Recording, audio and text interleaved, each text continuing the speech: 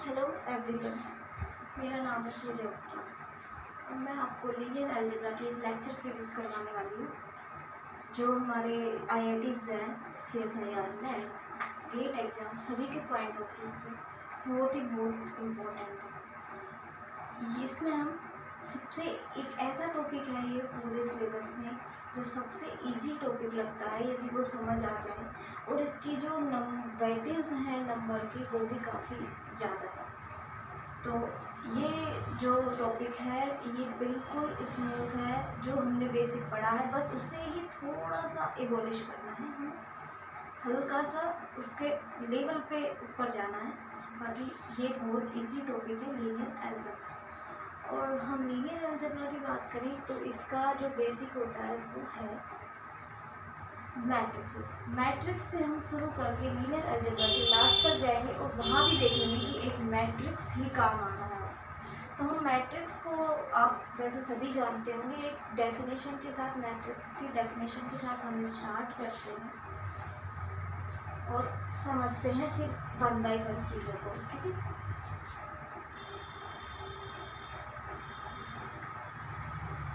Matrix होता क्या है? मैट्रिक्स इस टाइप से होता है, आप ये समझिए, यदि हमारे पास m क्रॉस n ऑर्डर का मैट्रिक्स है तो हमारे पास mn नंबर्स होंगे। mn नंबर्स को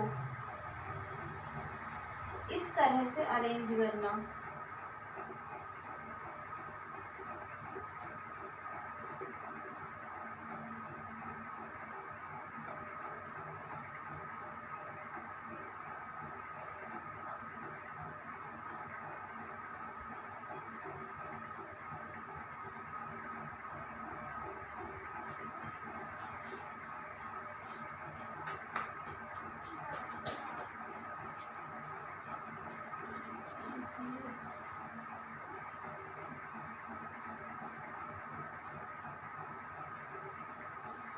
हमारे पास mn नंबर्स हैं, उनको एक रेक्टेंगुलर एरे फॉर्म में डिफाइन करना क्या कहलाता है? मैट्रिसेस। मैट्रिसेस की डेफिनेशन को हम देखें तो the set of mn numbers, इसकी डेफिनेशन की बात करें कि यानी कि सेट ऑफ mn नंबर्स, हमारे पास जब इसमें mn नंबर्स हैं तो set of mn numbers arrange किया है हमने किस तरह से? रेक्टेंगुलर एरे फॉर्म में। Set of mn number arrange in rectangular array form is called matrix. तो डेफिनेशन लिखते हैं, is set of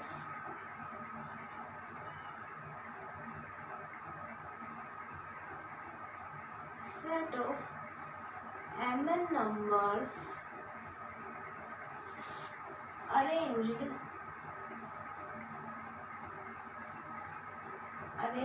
in rectangular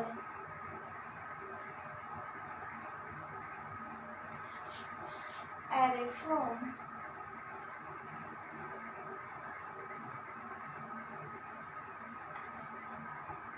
is called matrix. ये हमारी एक बेसिक सी डेफिनेशन हो गई मैट्रिक्स की कि हम कुछ नंबर्स हैं, mn नंबर्स हैं, उन्हें हम इस तरह से अरेंज करते रेक्टेंगुलर फॉर्म में। यदि हम उन्हें अरेंज करते तो वो क्या कहलाता है? हमारे पास मैट्रिक्स कहलाता है। जैसे हमने इस एग्जाम्पल में किया है, mn नंबर्स को अरेंज m रोज में एंड n कॉलम्स में। आप ये भी जानते ही होंगे, यदि इसका ऑर्डर m इंटू n है तो यहाँ पे जो m होता है ये होता है नंबर ऑफ रोज, और जो n होता है ये होते हैं नंबर ऑफ कॉलम्स। यानी कि हमें कोई भी मैट्रिक्स का ऑर्डर दिया है 2 इंटू 3 तो हम उसमें बता सकते हैं कि उस मैट्रिक्स में 2 रो हैं और 3 कॉलम है। अब रो क्या होती है? रो होती है ये जो हमारे पास हॉरिजॉन्टल है, क्षैतिज है, और कॉलम क्या? ये तो होती है रो, और कॉलम क्या होता है? जो हमारे पास वर्टिकल है, जो ये वर्टिकल है ये होते हैं कॉलम्स। ठीक है। तो ये होती हैं रो, ये होता है कॉलम्स। इसके बाद हम एक मैट्रिक्स से कॉम्पैक्ट फॉर्म में जाते हैं। कभी कभी किसी कोई क्वेश्चन दिया होता है, उसमें कॉम्पैक्ट फॉर्म दी होती है, पूरा मैट्रिक्स ना देके, तो हमें वहाँ से चेंज करके एक्चुअल मैट्रिक्स पे आना पड़ता है, फिर क्वेश्चन सॉल्व करना पड़ता है। तो हम देखते हैं कि किस तरह से हमें मैट्रिक्स से कॉम्पैक्ट फॉर्म बता सकते हैं। तो हमें जैसे कोई ए मैट्रिक्स दे सकता है, वो इस टाइप से लिख के बता सकता है कॉम्पैक्ट फॉर्म ए आई जे एम क्रॉस एन। ये हो गई उसकी कॉम्पैक्ट फॉर्म कि ए आई जे एलिमेंट है जब उसमें एम, और इस मैट्रिक्स में एम रो है एंड एन कॉलम है। यहाँ से हम जा सकते हैं कि आई की वैल्यू हम 1 से लेके एन तक जाएंगे, और जो जे की वैल्यू है वो हम 1 से लेके एन तक जाएंगे। यानी फर्स्ट रो से एम रो तक जाना है एंड फर्स्ट कॉलम से एनवें कॉलम तक जाना है। तो ये हमारा कहलाएगा इसकी कॉम्पैक्ट फॉर्म। और जब हमें क्वेश्चन दिया हुआ होगा तो हमें बता के रखेगा कि वे हर ए आई जे कुछ भी समथिंग, कोई आई जे के थ्रू रिलेशन या फिर कुछ भी दे के रखेगा वो कि ए आई जे की वैल्यूज़ क्या होंगी। यानी कि यहाँ पर्टिकुलर जो 1 1 1 2 ये जो सिम्बल्स लिखे हैं इनकी जगह क्या आएगा। और ये तो समझ ही गए होंगे, कोई भी ए आई जे का मतलब है आईएथ रो का आईएथ रो और जेएथ कॉलम, आईएथ रो और जेएथ कॉलम जहाँ पे कॉमन एलिमेंट है वो है ए आई जे। ठीक है, तो ये हमारे पास हो गई इसकी कॉम्पैक्ट फॉर्म। हम थोड़ा फास्ट चल रहे हैं क्योंकि आप सब लोग ये जो क्लासेस हैं वो नेट के एग्ज़ाम के लिए हैं, तो आप आराम से समझ सकते हैं। बीएससी करके आए हुए स्टूडेंट्स हैं। इसके बाद हम कुछ एग्जाम्पल देखते हैं कि हमें कॉम्पैक्ट फॉर्म दिया हुआ हो तो उसके बाद कॉम्पैक्ट फॉर्म से हम एक्चुअल मैट्रिक्स को कैसे निकालें। ठीक है, तो हमारे पास माना कि एक क्वेश्चन दिया हुआ है इस तरह से कि एक क्वेश्चन में ए मैट्रिक्स दिया है जो कॉम्पैक्ट फॉर्म है ए आई जे, और हमें दे दिया 2 क्रॉस 3 का है, और वे हर हमें बता भी दिया है कि ए आई जे है क्या। ए आई जे है आई माइनस 2j, इस तरह से दे दिया है हमें। 2 क्रॉस 3 का मैट्रिक्स है और ए आई जे हमें बताया है कि आई माइनस 2j है।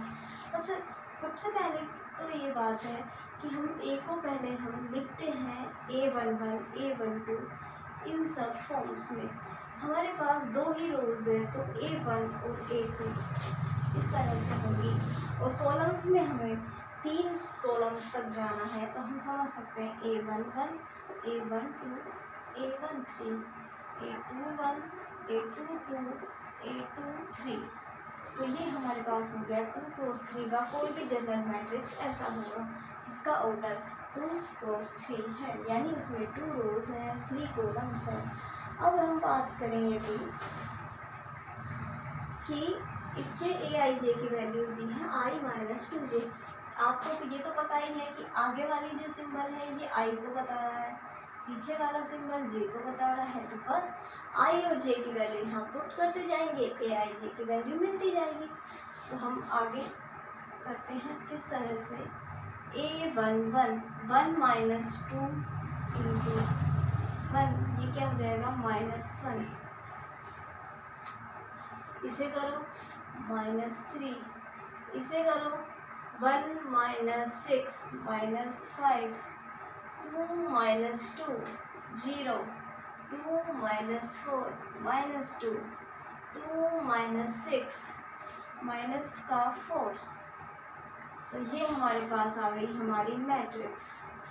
कभी कभी इस तरह से ना देके सेट फॉर्म में दे देता है हमें। कैसे वो बता देगा, जैसे कोई क्वेश्चन एक और दिया उसमें कि हमारे पास एक बी मैट्रिक्स है इस टाइप से ए आई जे, वो 3 क्रॉस 3 का है, यानी उसमें 3 कॉलम है 3 रोज है, वे हर ए आई जे इस टाइप से भी दे सकता है कि 1 है -1 है। कैसे?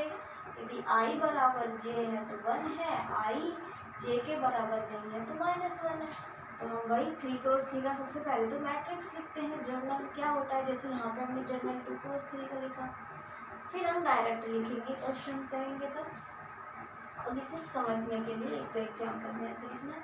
तो ये क्या हो जाएगा बताइए, A11 A12 A13 A21 A22 A23 A31 A32 A33। यानी देखिए अब वैल्यू A11 1 और 1 i और j की वैल्यू क्या है, इक्वल है तो आ जाएगा 1। यहाँ पे 1 और 2 इक्वल नहीं है, -1 इक्वल नहीं है, -1 इक्वल नहीं है, -1 इक्वल है, नहीं है, नहीं है, नहीं है और है। ये हमें दिया गया था, बताया था ना क्वेश्चन में कि कहाँ 1 लिखना है और कहाँ -1 लिखना है। यानी कि हमें फिक्स वैल्यू दे दी थी 1 और -1। अब इसके बाद हमें सिर्फ i और j की वैल्यू को देखना था वो बराबर है या नहीं है, तो उसके अकॉर्डिंग हम कर सकते थे। अब देखो नेक्स्ट कॉन्सेप्ट, एक हमें कभी कभी क्या होता है, दे देता है वो और कुछ इस तरह से ही देगा, और ये भी पूछ सकता है कि कितने मैट्रिक्स बन सकते हैं इस टाइप से, तो ऐसा भी पूछता है। तो आप देखिए एक क्वेश्चन कराते हैं, क्वेश्चन के थ्रू ही समझाते हैं इसे।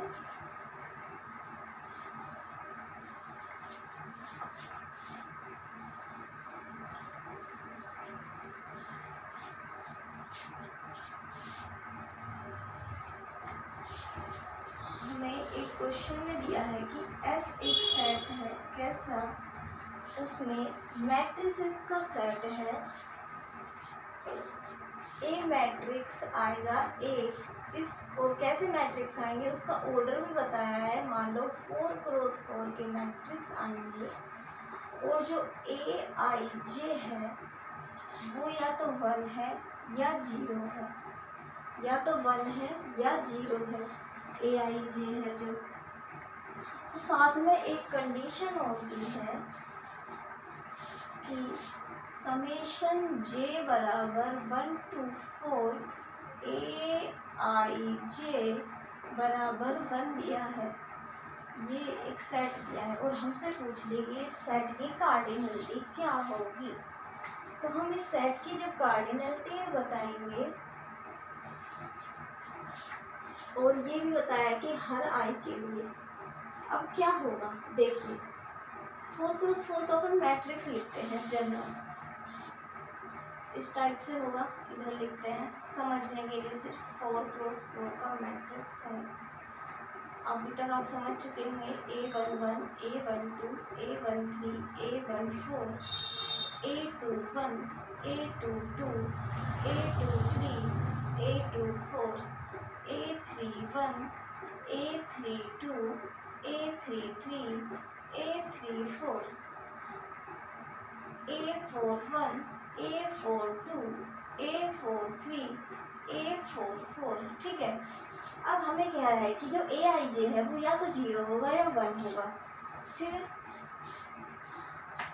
तो अब ये तो पता लग गया 0 है और 1 है। अब 0 और 1 कहाँ है कहाँ नहीं है, किस तरीके से आएंगे वो हमें देखना है।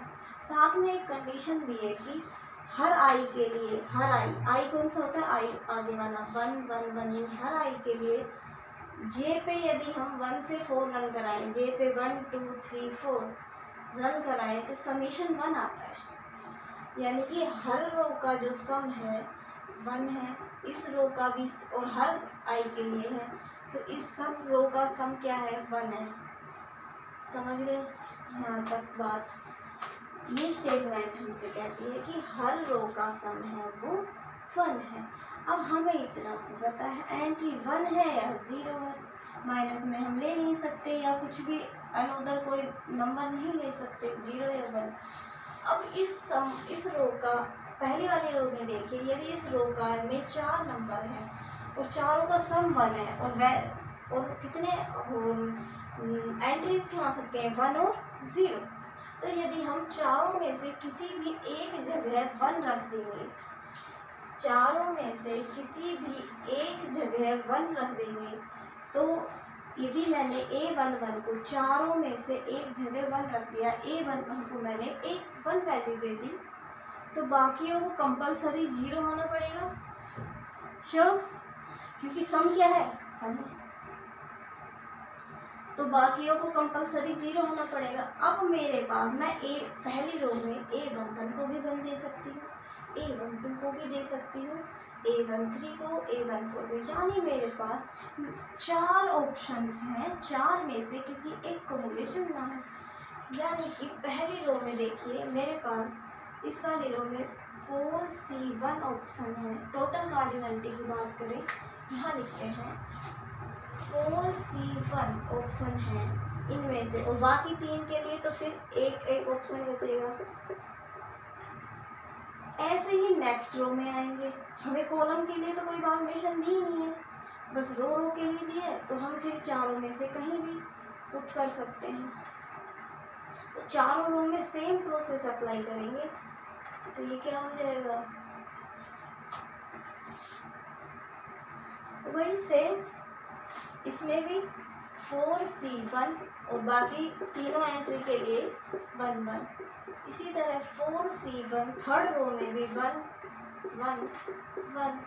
इसी तरह 4C1 इंटू 1 1 1। तो हम देख सकते हैं क्या होगी इसकी वैल्यू, आप निकाल ही सकते हैं आराम से, इसमें दिक्कत क्या है। 4 पे पावर 4 यानी 256, ये इसका आ गया आंसर। अब मुझे एक क्वेश्चन और करके दिखा दीजिए आप, किस तरह से करेंगे और ये भी बता देना, ठीक है। कुछ ऐसा, चलो इसी ऑर्डर में रखते हैं, तो ज़्यादा चेंज नहीं करते हैं, एक कंडीशन और लगा देते हैं। अभी तक जो ये कंडीशन थी हमारे पास, ये केवल रो के लिए थी कि एक रो का सम 0 हो रहा था। अब मैं इसमें एक कंडीशन और लगा दूँ कि यदि मैं समेशन को आई पे भी रन कराऊँ फॉर ऑल j, तो भी जो ये सम है 1 आएगा, यानी कि ये सम भी 1 आएगा, ये सम भी 1 आएगा, ये सम भी 1 आएगा, ये सम भी 1 आएगा। आप बताइए कि हम कैसे करेंगे। तो अभी तक हम जो फर्स्ट रो में चल रहे थे, हमारे पास 4 ऑप्शन थे 1 के लिए, और बाकी सब के लिए केवल एक ऑप्शन बचा था 0। तो फर्स्ट रो में अभी भी वही है, ठीक है। किस तरह से है, 4C1 इंटू 1 इंटू 1 इंटू 1। बात आती है सेकेंड रो की। अब सेकेंड रो को समझने से पहले देखिए, अब आप भी चाहे किसी दूसरे नंबर को लेना, मैं किसी दूसरे नंबर को लेती हूँ। मैंने माना कि मैं फर्स्ट एंट्री को 1 लेती हूँ, ठीक है। मैंने फर्स्ट एंट्री को लिया 1।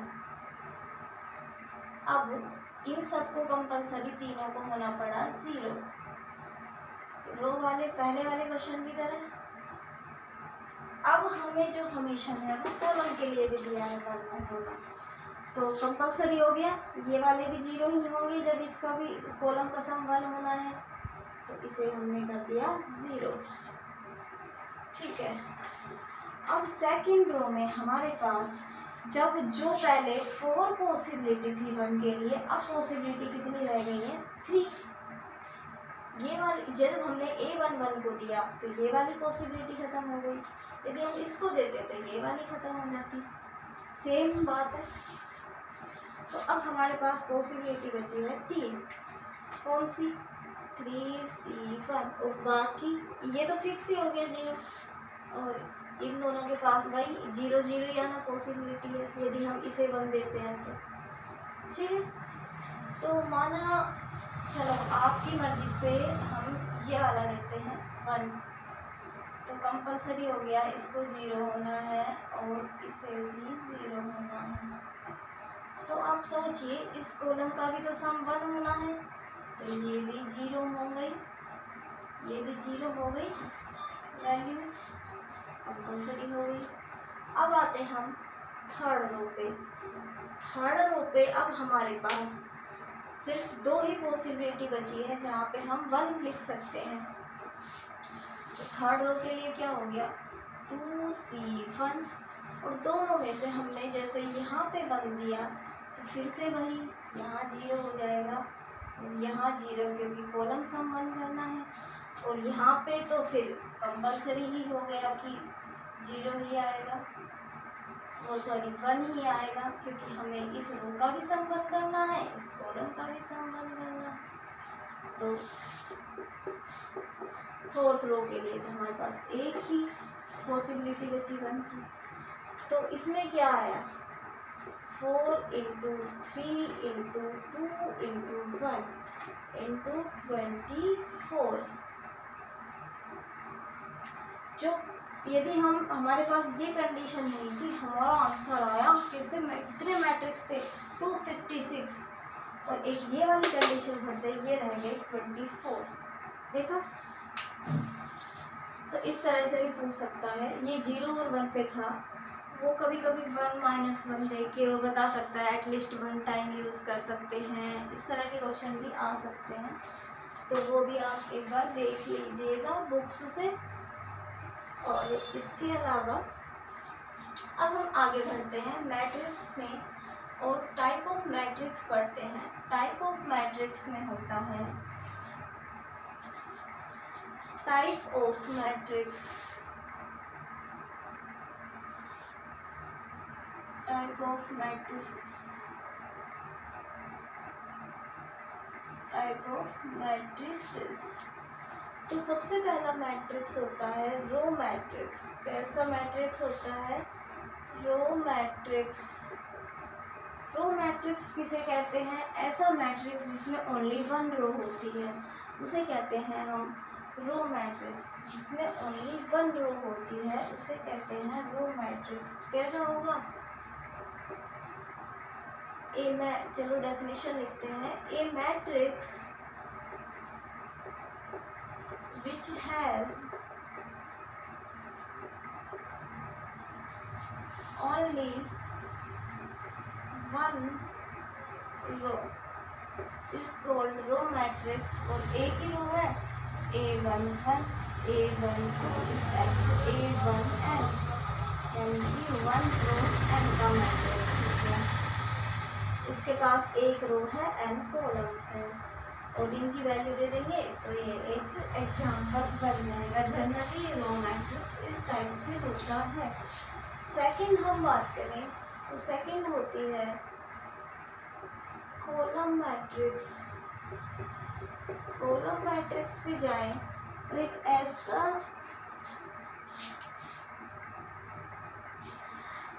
तो कॉलम मैट्रिक्स की बात करें तो कॉलम मैट्रिक्स ऐसा मैट्रिक्स होता है जिसमें केवल 1 कॉलम होता है। Row matrix 1 row, column matrix 1 column. A matrix which has only 1 column is called column matrix. तो ये बी मैट्रिक्स लेते हैं वो इस टाइप से होगा A11 A21, इस टाइप से, यानी कॉलम 1 है N1 N क्रॉस 1 का। इसके पास N तो क्या है, N क्या है इसके पास रोज है, लेकिन कॉलम क्या है फिक्स 1 है। तो ऐसे मैट्रिक्स को बोलेंगे कॉलम मैट्रिक्स। रो मैट्रिक्स में 1 रो होती है, कॉलम मैट्रिक्स में ओनली 1 कॉलम होता है। इसके बाद हम तीसरे टाइप पर आए तो तीसरा टाइप होता है स्क्वायर मैट्रिक्स। हम पढ़ते हैं स्क्वायर मैट्रिक्स। स्क्वायर मैट्रिक्स कैसा मैट्रिक्स होता है, स्क्वायर मैट्रिक्स एक ऐसा मैट्रिक्स होता है जिसमें number of columns and number of rose equal होती हैं, वो स्क्वायर मैट्रिक्स कहलाता है। यानी कि कॉलम्स और रोज दोनों की संख्याएं क्या होती हैं, बराबर होती है। जैसे हम जनरली मैट्रिक्स ले रहे थे m क्रॉस n का, तो m और n की वैल्यू सेम हो जाए तो हम उसे n क्रॉस n का मैट्रिक्स बोल सकते हैं। ए मैट्रिक्स, इसकी डेफिनेशन में लिखेंगे, a matrix which has same number of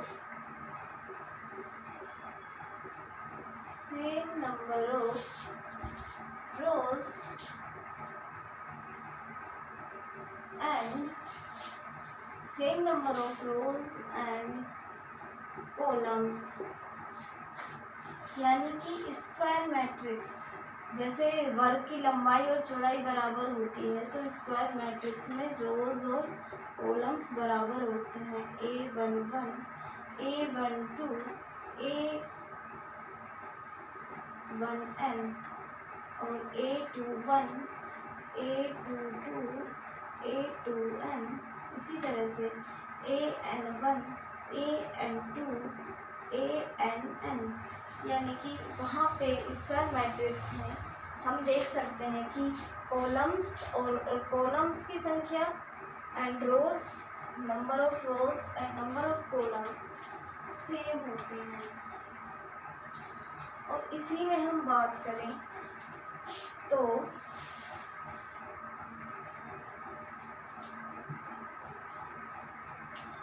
square matrix में ही हमें हमारे पास एक नया कॉन्सेप्ट आता है।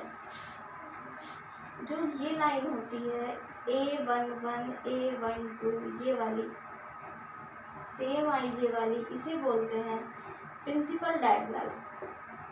क्या बोलते हैं? Principal diagonal. ये सब बेसिक है जो आप 11th में पढ़ा होगा, आपने ग्रेजुएशन में भी पढ़ा होगा अगर ये। और ये ये जो ऐसे पीछे वाली लाइन होती है जो इस तरह से आती है, इधर वाला जो डायगोनल है वो क्या होता है? Non principal diagonal. Non principal diagonal. और जो एंट्रीज होती हैं वो प्रिंसिपल डायगोनल एंट्रीज, और ये वाली होती हैं वो नॉन प्रिंसिपल डायगोनल एंट्रीज होती हैं। इसके अलावा हम एक थोड़ा बड़ा मैट्रिक्स बना के आपको दोबारा से बताते हैं कि इसमें सुपर डायगोनल और सब डायगोनल एलिमेंट्स के बारे में क्या होता है। तो इसे रद्द करते हैं और फिर समझते हैं।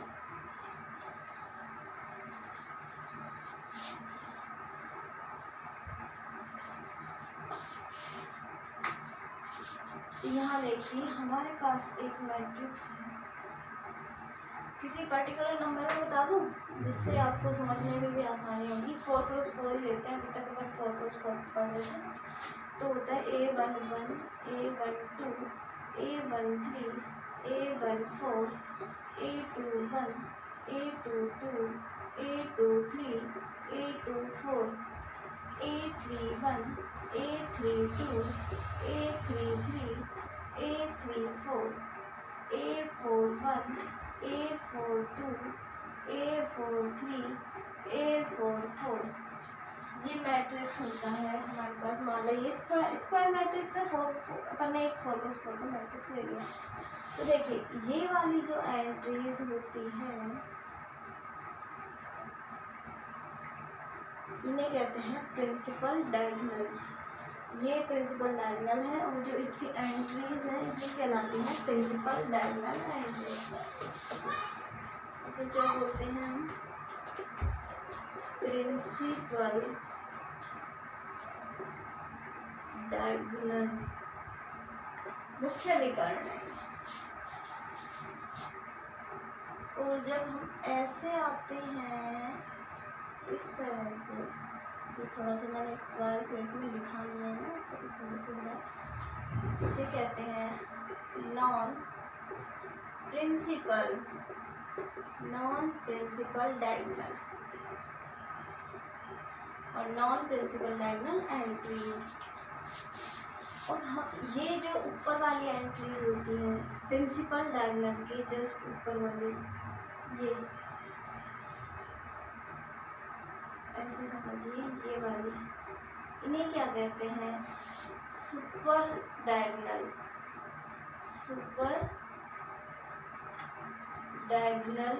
और सुपर डायगोनल एंट्रीज। और जो ये वाली एंट्रीज होती हैं, ये प्रिंसिपल डायगोनल के जो नीचे होती हैं, इन्हें बोलते हैं सब डायगोनल।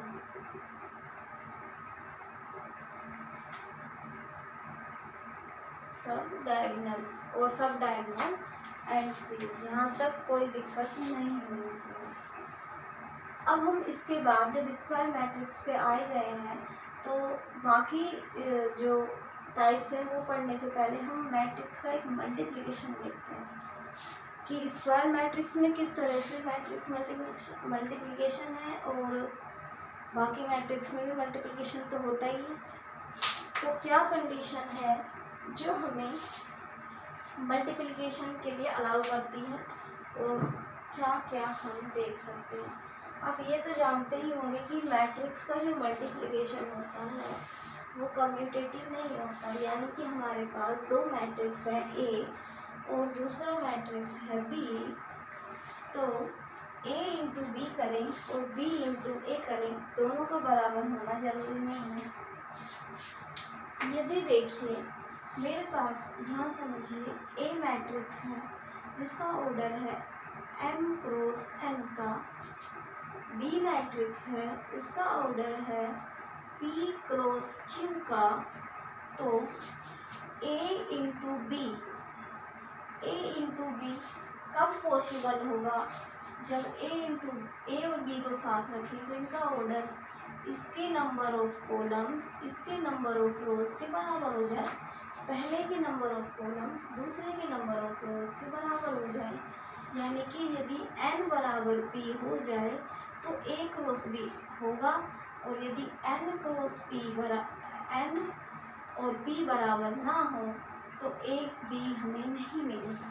a और b का मल्टीप्लिकेशन हम कर ही नहीं सकते, ठीक है। और आप मल्टीप्लिकेशन करना तो जानते ही होंगे, किसी भी मैट्रिक्स का मल्टीप्लिकेशन कैसे करते हैं वो भी हम देखेंगे।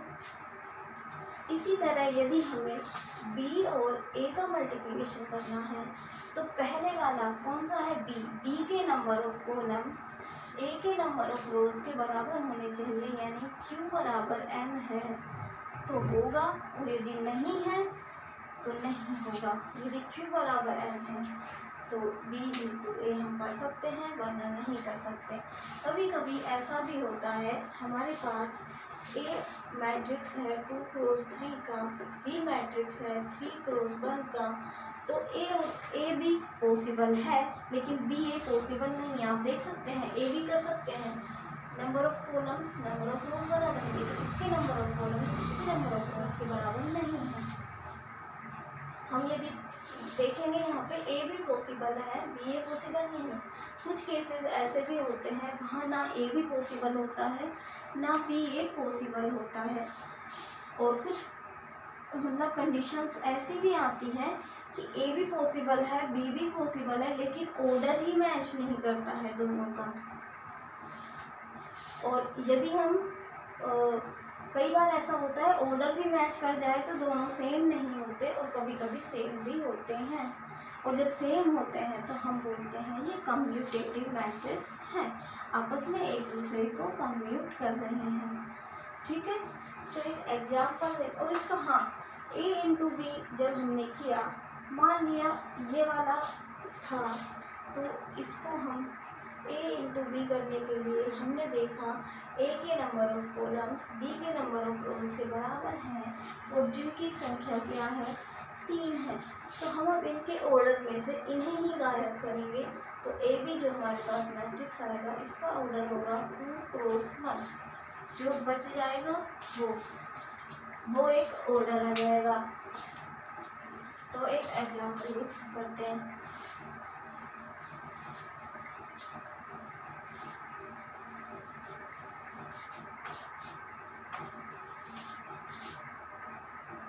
ए मैट्रिक्स है हमारे पास, मैंने लिया 2 3 5 4 यानी 2 क्रॉस 2 का मैट्रिक्स लिया। बी मैट्रिक्स है जिसे मैंने लिया 1 2 3 0 1 4 यानी 2 क्रॉस 3 का मैट्रिक्स दिया। अब यहाँ पे A इंटू बी पॉसिबल है, तो वो हम करते हैं कैसे। A इंटू बी पॉसिबल है, हम लिखते हैं ए बी को कैसे लिखेंगे, 2 3 5 4, बी को 1 2 3 0 1 4। सबसे पहले तो आप मुझे ये बता दीजिए, जो ये मैट्रिक्स बनेगा इसका ऑर्डर कितना होगा। हमने देखा जो नंबर सेम होता है इन्हें ही हम कोलैप्स करते हैं, लैप्स कर देंगे, और ये जो साइड वाले बचेंगे ये ही हमारे पास बचेगा इस नए मैट्रिक्स का ऑर्डर। ठीक है, अब मल्टीप्लिकेशन कैसे करेंगे आप देखिए। 2 क्रॉस 3 का है तो इसके एलिमेंट्स कैसे होंगे, A11 A12 A13 A21 A22 A23। तो जहाँ से हमें पता लगेगा कि जो A11 का मतलब है पहले वाले की पहली रो को दूसरे वाले के पहले कॉलम से मल्टीप्लाई करें, कैसे 2 इंटू 1 3 इंटू 0, कितना आ गया 2। कोरस्पॉन्डिंग एलिमेंट्स हमें मल्टीप्लाई करने होते हैं। सेकंड है 1 2, पहले वाले की रो है, सेकंड का कॉलम है 2 इंटू 2 3 इंटू 1 2 इंटू 2 4 प्लस 3 7। इसी तरह से हम इसका मल्टीप्लिकेशन इसके साथ करेंगे 1 3, यानी पहले वाले की रो दूसरे वाले के थर्ड कॉलम से करेंगे 2 इंटू 3 6 3 इंटू 4 12 6 इंटू 12 हमारे पास आया 18। ठीक है, इसी तरह से हम अब सेकेंड रो में आते हैं, तो सेकेंड पहले वाले मैट्रिक्स की सेकेंड रो और दूसरे वाले का पहला कॉलम 5, और इसी तरह से यहाँ पे मल्टीप्लाई करेंगे 8 2 जब हम एलिमेंट लिखेंगे 5 इंटू 2 होता है 10, और ये 4 14 5 इंटू 3 15 और 4 इंटू 4 16 यानी 31। ये हमारे पास आया A इंटू बी। अब यदि कोई हमसे कहे B इंटू ए निकालना है तो आप यहाँ पे देख सकते हैं पॉसिबल ही नहीं है, तो ऐसे भी केसेस आते हैं और ये आप आगे देख सकते हैं। और हम देखते हैं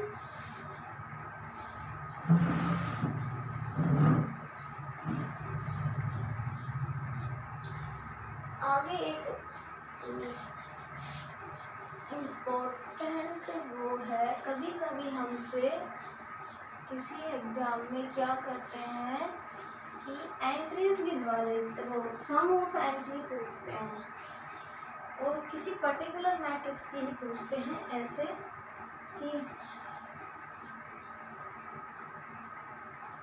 2 मैट्रिक्स देंगे, हमें बताएंगे कि पहले मैट्रिक्स के हर रो की जो वैल्यू है, हर रो का जो वैल्यू है उन सब का सम कुछ समथिंग बताएगा, दूसरे मैट्रिक्स का बताएगा, और हमें उनके प्रोडक्ट का पूछेगा। तो मान लो उसने एक लार्ज बड़ा हमें दे दिया उसका ऑर्डर, तो हम मल्टीप्लिकेशन करें फिर एंट्रीज का सम करें तो ये बहुत बड़ा हो जाएगा। तो एक इसके लिए स्टेटमेंट है, रो और कॉलम दोनों का रिमार्क करके रिजल्ट करके लिखेंगे, हम रिजल्ट करके लिखेंगे एक sum of elements of each row. हाँ, ये sum if sum of elements of each row of matrix A का मान लिया मैंने स्मॉल ए है, ठीक है। इसके साथ ही एक दूसरा मैट्रिक्स दिया है ए, चलो हम आपको बताते हैं ए का ऑर्डर भी बताते हैं, तभी तो हमें पता लगेगा कितनी रोज को करना है। ए मैट्रिक्स है ए आई जे, इसका ऑर्डर है m cross n, is a and sum of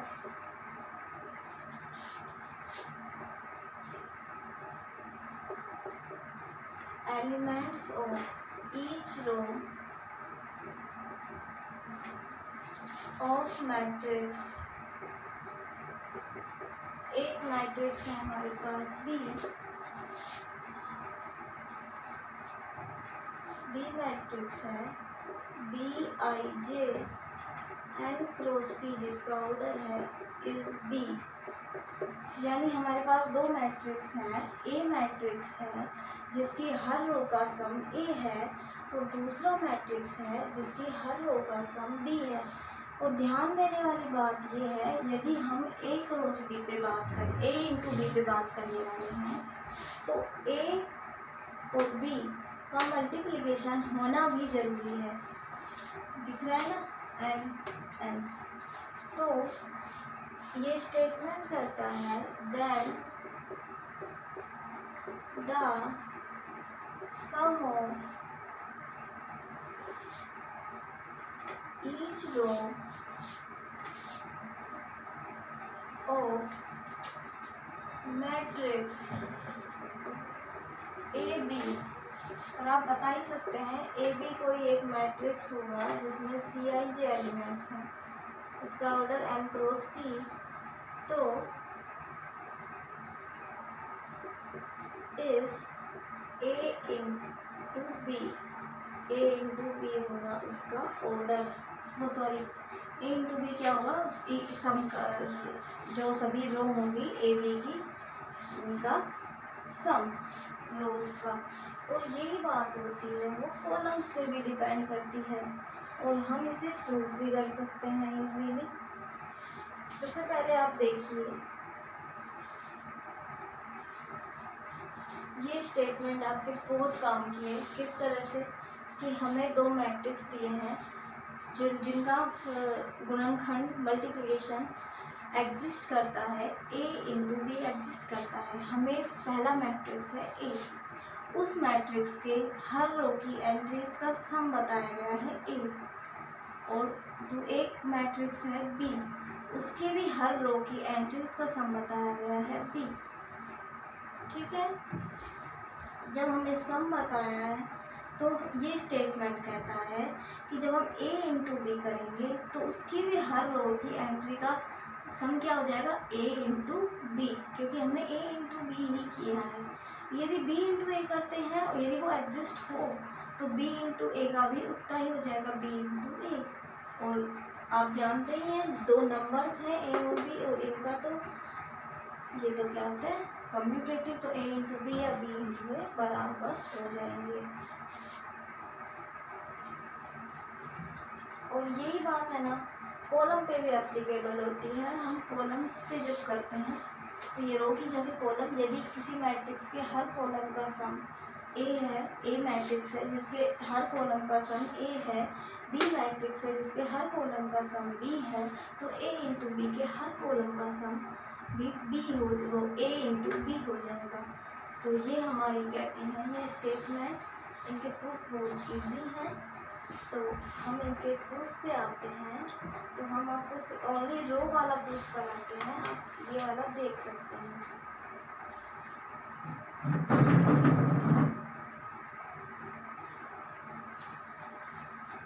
देखिए इसके प्रूफ पे बात करते हैं, तो ए मैट्रिक्स है वो है Aij, इसका ऑर्डर है m into n। B matrix है वो है Bij जो है n इंटू p।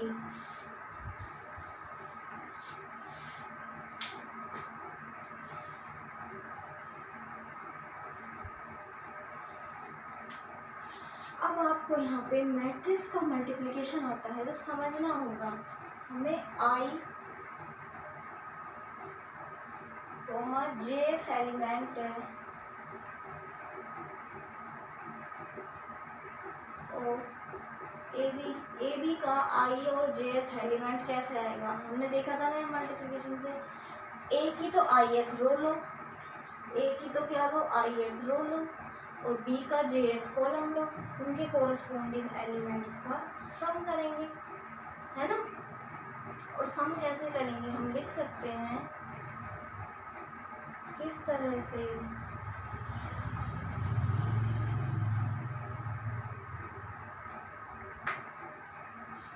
इस तरह से लिख सकते हैं कि आई और जेएथ उसकी क्या है, column.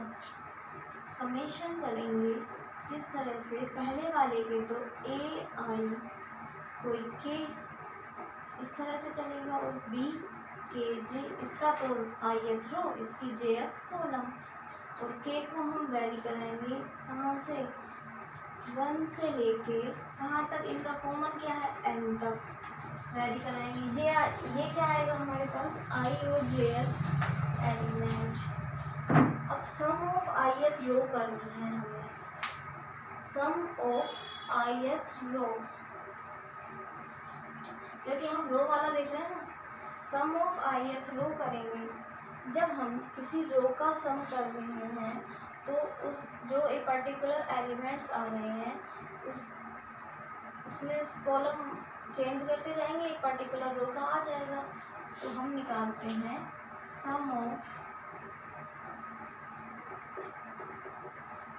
Ith row of A into B बराबर करते हैं समेशन, ये तो एक एलिमेंट है जो हमने निकाला,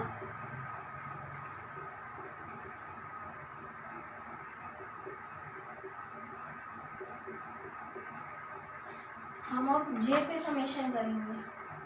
समझ सकते हैं, कोई इस तरह से हमारे पास है एक ए, जैसे पहली रो का कर रहे हैं A11 A12 A13, तो इसे तो हम फिक्स ही रखते हैं, ये आई जेथ एलिमेंट है, तो जे पे समेशन रन करा रहे हैं। समझ सकते हैं ना, जे पे समेशन रन करा रहे हैं। कहाँ से, 1 से लेके कहाँ तक जाएंगे, ऑर्डर क्या बनेगा हमारे पास, ए बी का हमने देखा M क्रॉस P कितना बन रहा है, M क्रॉस P।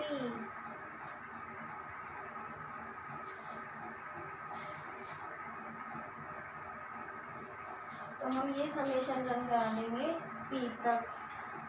यहाँ तक कोई दिक्कत, ये आपको समझ आया होगा कि कैसे किया है। आईएथ रो यानी हम यहाँ पे फर्स्ट रो का सम कर रहे हैं, तो हम कॉलम के समेशन रन करा रहे हैं। उस एग्जाम्पल में भी देखा था ना कि हर रो का जब सम बन दे रखा था तो हमें जे पे समेशन रन कराना था। और जब हम जे दूसरे वाले जो स्टेप लिखा था दूसरे वाले एग्जाम्पल में, जब हम कॉलम का देख रहे थे तो हमने समेशन रो वाला इस पर कराया था, वही कॉन्सेप्ट है यहाँ भी। तो इसके बाद हम आगे चलेंगे इस प्रोसेस में।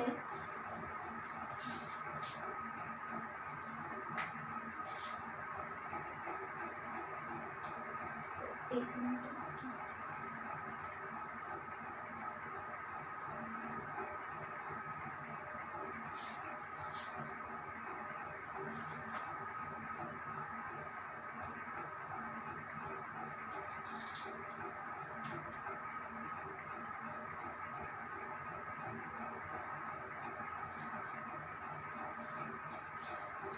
अब हमारे पास 2 समेशन हो गए हैं। अब देखो ये वाला तो जे पे समेशन है, थोड़ा पेन ठीक नहीं चला था, जे पे समेशन है, तो ये समेशन एक के वाला तो दोनों पे चलेगा, लेकिन ये जे वाला है केवल इस पे चलेगा। तो हम इस वाले पार्ट को बाहर करके पहले जे पे समेशन कराते हैं। फिर से देखो, समेशन के बराबर 1 से m ए आई के ब्रैकेट में समेशन जे बराबर 1 से p बी के जे, इस टाइप से। और हमें पता है जो बी वाला मैट्रिक्स है उसमें हर रो का सम क्या है, बी।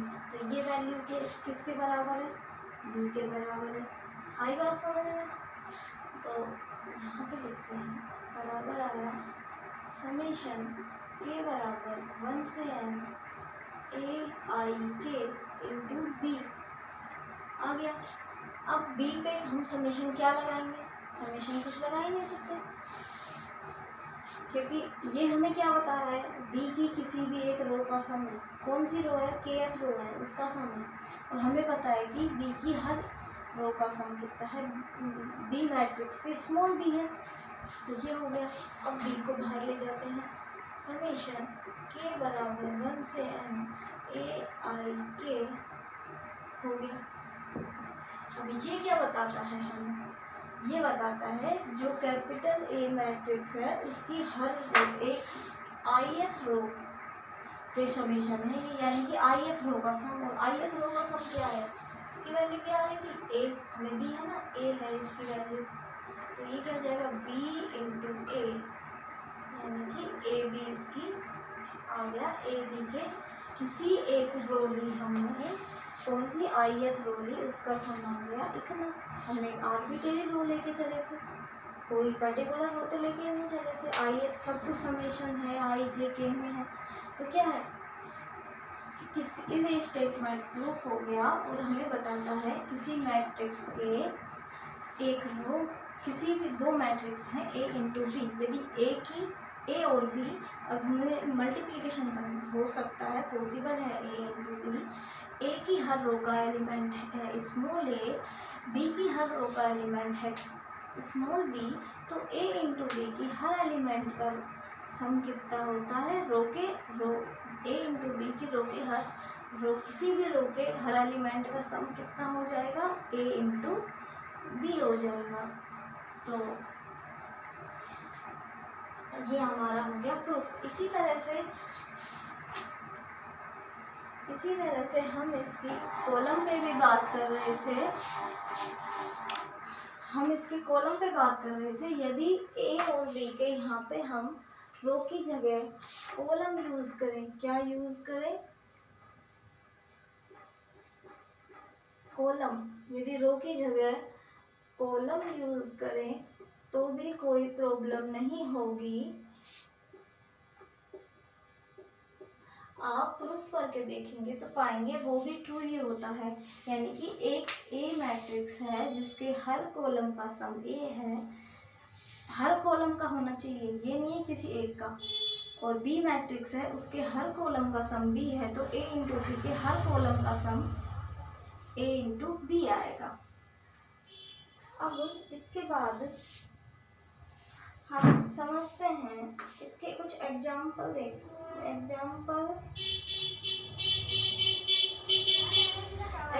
के बारे में समझते हैं कुछ। एक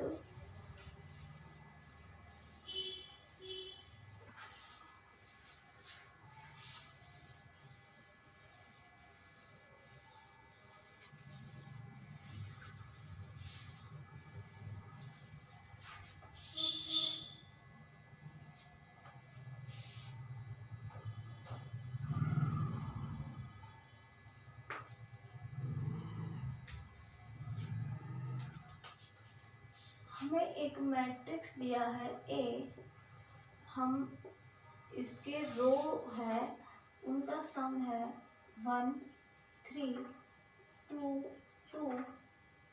चलो हम ऐसे करते हैं, इसका मतलब ए इंटू बी और बी इंटू ए दोनों का ही मल्टीप्लिकेशन पॉसिबल हो तो हम देखेंगे। ये हो गया 3 क्रॉस 2 का, और हमें लिखना है 2 क्रॉस 3 का।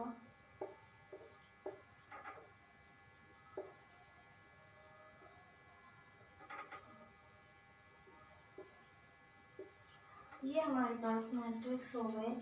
अब आप देख सकते हैं ए की हर रो का सम कितना है 4, इसकी हर रो का सम कितना है 6। समझ सकते हैं, ए की हर रो का सम है, और बी की हर रो का सम है 6। अब हम ए इंटू बी के, हमें बोला कि ए इंटू बी में जितनी भी एंट्रीज हैं सभी एंट्रीज का सम चाहिए। तो हम कैसे करेंगे सभी एंट्रीज का सम? अब हम देख सकते हैं जब हम ए इंटू बी करते हैं तो ए इंटू बी का ऑर्डर कितना आएगा? 3 क्रॉस 3, यानी उसमें 3 रोज होंगी, 3 कॉलम्स होंगे, 3 रोज हैं उसमें। और हमारे पास रोज का ही हमें पता है सम, तो हम रो के रो देखते हैं कि रो है 3।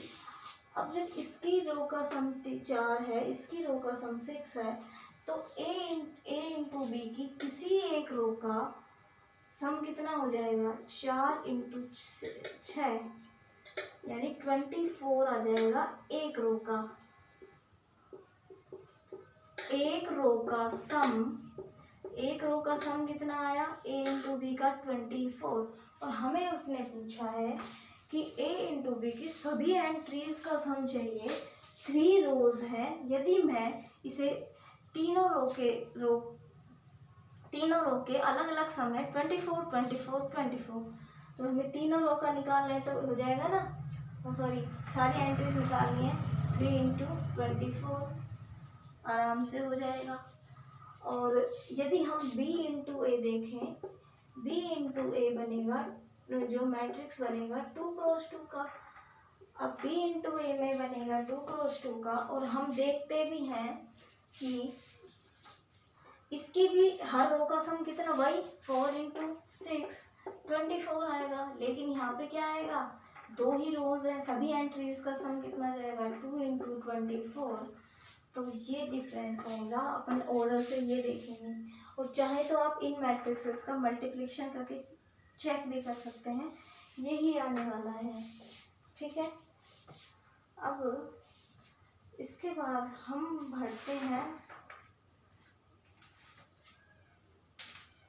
इसके बाद नेक्स्ट लेक्चर में करेंगे हम ट्रेस और इसके कॉन्जुगेट और ट्रांसपोज किसी मैट्रिक्स का, ये सब देखने के बाद फिर हम इसके आगे टाइप्स ऑफ मैट्रिक्स हैं, इन्वोल्यूटरी है, आइडेम्पोटेंट है, निलपोटेंट है, और नल मैट्रिक्स क्या होता है, यूनिटरी मैट्रिक्स, स्केलर मैट्रिक्स और एक्सेट्रा, बहुत सारी इनकी प्रॉपर्टीज़ क्या हैं। फिर जब हम मैट्रिक्स को एक सिंपल वे में समझ लेंगे धीरे धीरे, तो हम उसकी रैंक पे, फिर आगे उसके सिस्टम ऑफ सॉल्यूशंस पे चलेंगे, मैट्रिक्स के थ्रू कैसे निकालेंगे। फिर इसके बाद हम उसकी आइगन वैल्यूज़ वगैरह पे चलेंगे। तो आज के लेक्चर में इतना ही, नेक्स्ट अगले लेक्चर में थैंक यू।